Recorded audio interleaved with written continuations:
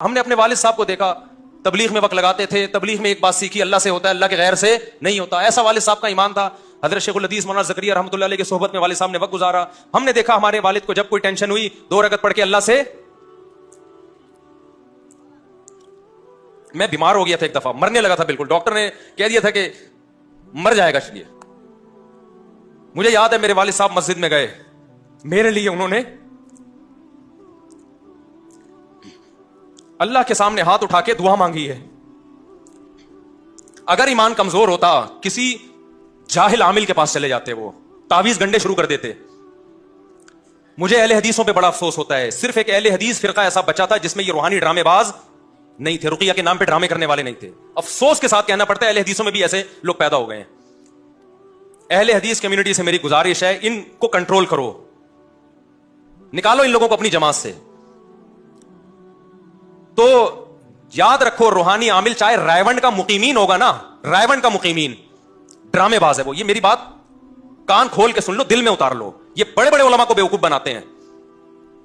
अभी लाहौर में हम बैठे हुए थे दावत में, एक ड्रामेबाज आ गया रूहानी आमिल, तारुफ करवा रहा है, मैं रूहानी इलाज करता हूं। मुझे गुस्सा इस पे आया कि तू मेरे सामने ये तारुफ क्यों करवा रहा है भाई, तुझे शर्म नहीं आती? सारी दुनिया को पता है मैं रूहानी आमिलों के खिलाफ बोलता हूं और तू मेरे सामने आके तारुफ करवा रहा है, इसका मतलब अपनी बेइज्जती खुद करवा रहा है ना। बाज लोगों को अपनी बेइज्जती अपने हाथों से करवाने का शौक होता है। मुझे आके मत बताओ, मैं को पूछ रहा हूं तुम चोर हो, उचक्के हो, तुम क्या हो? मुझे आके तारुफ क्या करवा रहे? हजरत मैं क्या करता हूं?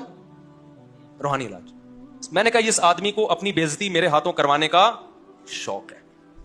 मैंने कहा ये सब ड्रामेबाज होते हैं। सब लोग बैठे हुए थे ना, अब जाहिर एक दाढ़ी वाला आदमी, पगड़ी वाला, चेहरे पे नूर, वो आपकी खिदमत में आएगा और आप उसको कहते हो ड्रामेबाज होते हैं, उसकी तबीयत से बेइज्जती होगी कि नहीं होगी?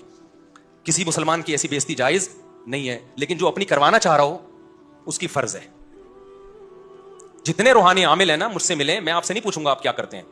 अगर मैं पूछ रहा हूं आप कुछ और बता दें, मैं ये करता हूं। लेकिन अगर मेरे सामने कह दिया मैं रूहानी इलाज करता हूं, तो फिर अपनी बेइज्जती के जिम्मेदार आप खुद होंगे। नहीं, यही बात मेरा ख्याल है।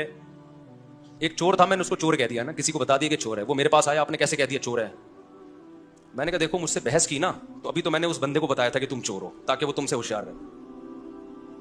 तो अब चले जाओ आराम से, मैं नहीं अब लोगों को बताऊंगा कि तुम चोर हो, बस ये मैं आपसे वादा कर लूं। मुझे क्या जरूरत लोगों के मामलात में घुसूं? मुझे गुस्सा इस पे आया कि जिसको मैंने कहा था ना कि ये चोर है, उसने उसको जाके बता दिया कि मुफ्ती साहब कह रहे थे। अबे तू खुद एहतियात करता। मैंने कहा जब लोगों में इतना शऊर नहीं है कि हम एक बंदे के बारे में तुम्हें बता रहे हैं कि चोर है, तो एहतियात बरतो ना उससे। जाके उसको बता दिया मुफ्ती साहब कह रहे थे तू चोर है।